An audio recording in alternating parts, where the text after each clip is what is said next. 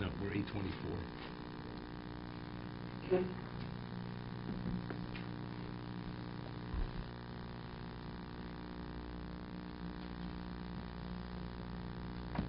It said next 3 paragraphs from the bottom that if one has ambition and aspirations for fame, wealth, or any of that, it's a problem.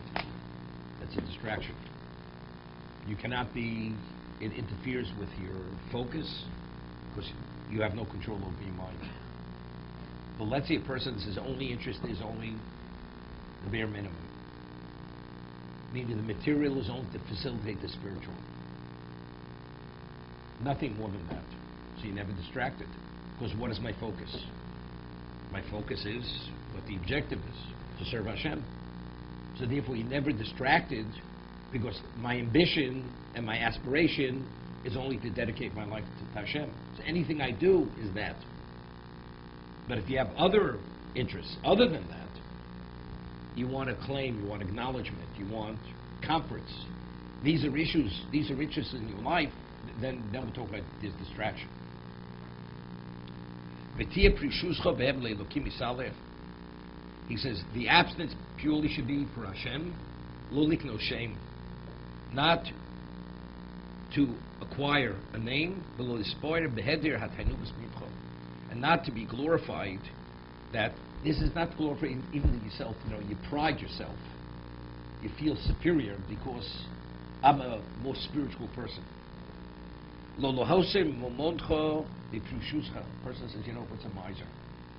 Miser, you know, even though he's denying himself, but that he's accumulating and saving money, he prides himself. Whatever you do, you should not cross the line of Torah. As much as you want to be an aesthetic to deny yourself, to abstain, but you still have to address your obligation of Shabbos and Yom Tov. There's Onig Shabbos, so you have to have Onig. Of course, the different degrees of what Onig is, or what Simcha is.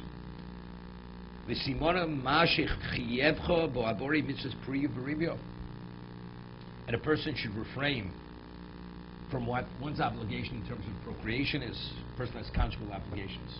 Good, that's your conjugal obligation. Even though your wife is permitted, and a person can go beyond that, but a person should what? Should only maintain it, only purely for the sake of Hashem. But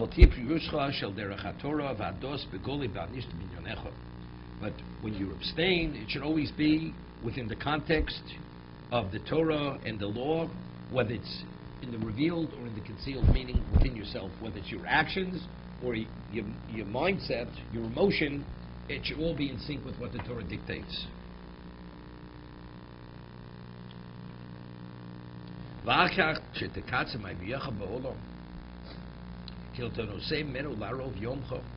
says, after you've minimized your worldly aspirations,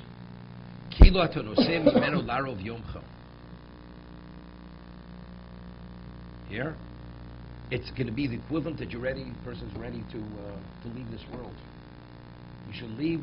If a person's able to achieve this, the person's about to die. Does he have any aspirations any longer or ambitions? Right? Now he wants to make whatever corrections he has to make before he leaves.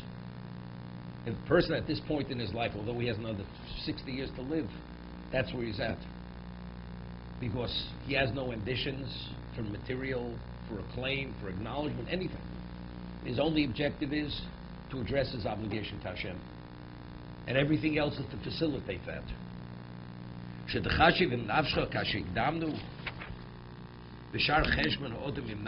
now a person's able to what? To take into account, to do the self-accounting. Now that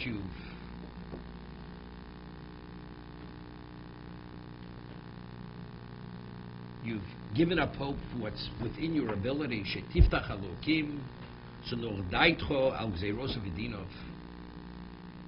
now the person's at a point where he has faith in Hashem, and the person's at peace regarding his decrees and his judgment, his providence, his judgment.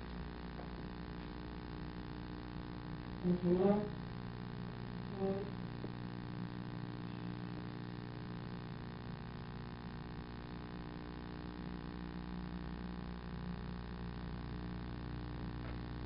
not simple, you know, we read the Pirkei Avos, Mar b'nechos and Mar b'daiga. Right, the more you have, the more worry you have. Right, Pirkei Avos, Mar b'nechos and Mar b'daiga. So if that's the case, a person comes upon a tremendous inheritance. So he has what to deal with. So that person, how could he even have any relevance to this? What does he do?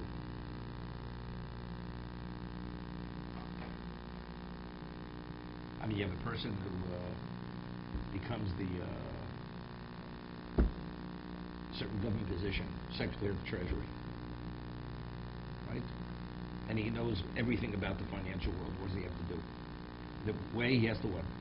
No, he doesn't have to sell his stocks or his holdings, but in this way he has to divest himself. He has to remove himself where he gives it over. He's not involved anymore, right? Same idea. You give it over to a third party. I want to know nothing. You want to know nothing. You know, whatever I need, I want to be covered. More than that, I don't want. I want to know. There's tzedakah to be given. We'll talk about the tzedakah. But I don't want to know what I have, what I don't have. I'm not interested.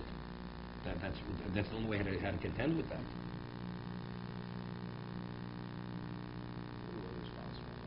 Why is it irresponsible? No, you give it over to a responsible person to manage your affairs, your financial affairs. It's a good point. Even though Eliezer was a special person too.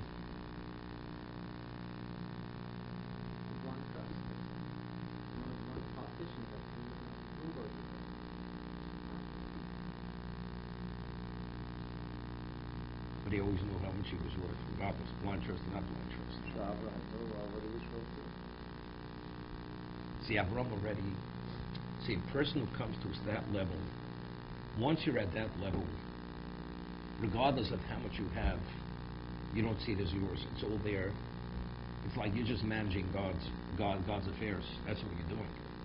He was achieving that level. Avram, for the first 75 years of his life, he was a pariah. Right? I mean, he was considered an outcast.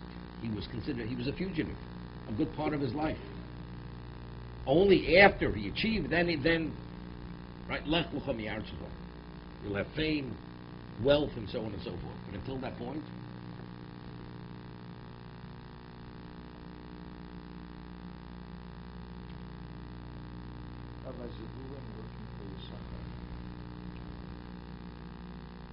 no, he wasn't working.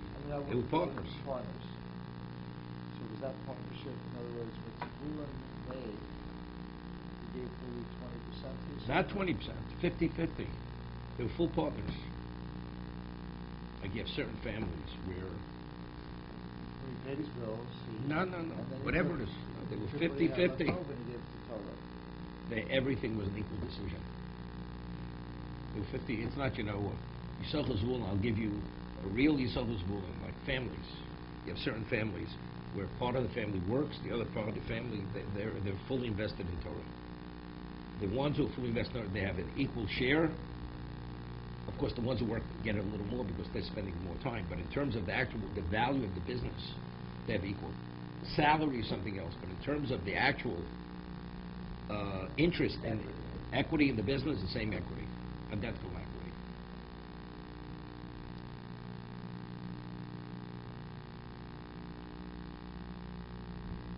Let's continue. Let's see the Torah.